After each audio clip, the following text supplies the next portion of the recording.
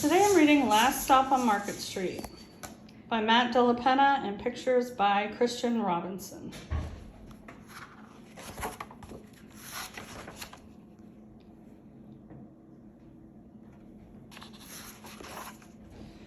CJ pushed through the church doors, skipped down the steps. The outside air smelled like freedom, but it also smelled like rain, which freckled CJ's shirt and dripped down his nose. He ducked under his Nana's umbrella, saying, "How come we gotta wait for the bus and all this wet?" "Trees get thirsty too," his Nana told him. "Don't you see that big one drinking through a straw?" CJ looked for a long time, but he never saw a straw. This makes me think of times when I went with my grandma different places.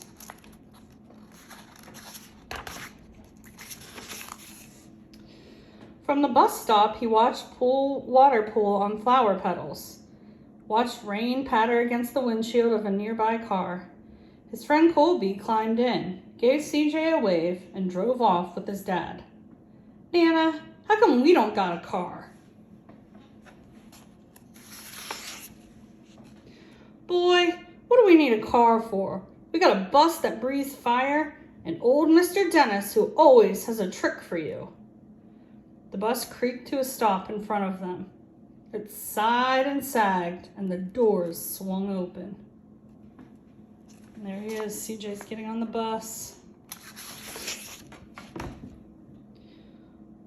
"What's that I see?" Mr. Dennis asked. He pulled a coin from behind CJ's ears, placed it in his palm. Nana laughed her deep laugh and pushed CJ along.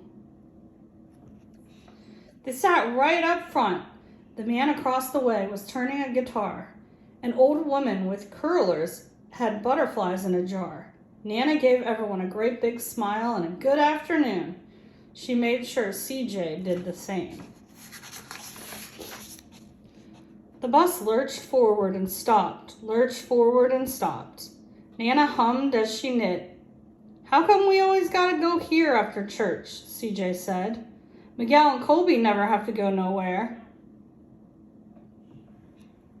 "I feel sorry for those boys," she told him. "They'll never get a chance to meet Bobo or the sunglasses man. And I hear Trixie got herself a brand new hat." CJ stared out the window, feeling sorry for himself. He watched cars zip by on either side, watched a group of boys hop curbs on bikes. A man climbed aboard with a spotted dog. CJ gave up his seat. "How come that man can't see?" "Boy, what do you know about seeing?" Nana told him. "Some people watch the world with their ears." What do you think that means, watching the world with your ears? "That's a fact. Their noses, too," the man said, sniffing at the air. "That's a mighty fine perfume you're wearing today, ma'am." Nana squeezed the man's hand and laughed her deep laugh. Two older boys got on next. CJ watched as they moved on by and stood in back. "Sure wish I had one of those," he said. Nana set down her knitting. "What for? You got the real live thing sitting across from you. Why don't you ask the man if he'll play us a song?" CJ didn't have to. The guitar player was already plucking strings and beginning to sing. To feel the magic of music, the blind man whispered, "I like to close my eyes." Nana closes hers too. So did CJ and the spotted dog.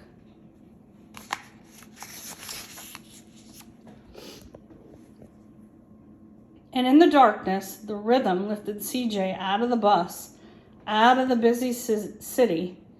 He saw sunset colors swirling over crashing waves. He saw a family of hawks slicing through the sky. Saw the old woman's butterflies dancing free in the light of the moon. CJ's chest grew full, and he was lost in the sound, and the sound gave him the feeling of magic.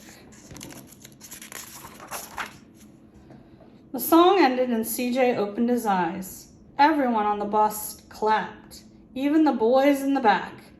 Nana glanced at the coin in CJ's palm. CJ dropped it in the man's hat.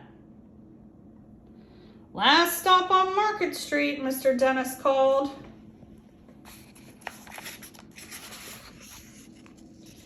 CJ looked around as he stepped off the bus. Crumbling sidewalks and broken down doors, graffiti-tagged windows and boarded-up stores. He reached for Nana's hand. "How come it's always so dirty over here?" She smiled and pointed to the sky. "Sometimes when you're surrounded by dirt, CJ, you're a better witness for what's beautiful."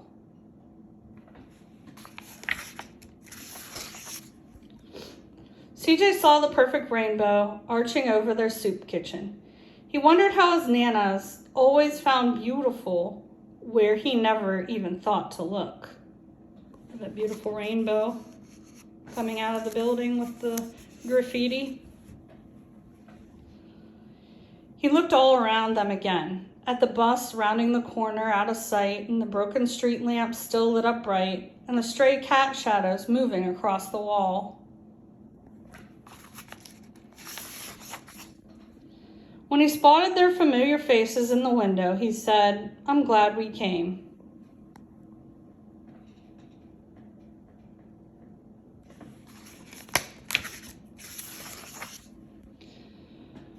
He thought his Nana might laugh her deep laugh, but she didn't. She patted him on the head and told him, "Me too, CJ. Now come on." And there they are at the soup kitchen.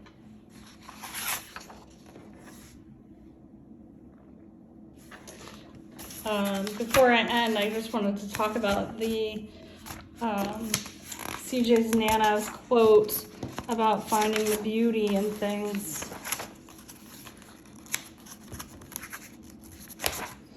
"Sometimes when you're surrounded by dirt, CJ, you're a better witness for what's beautiful."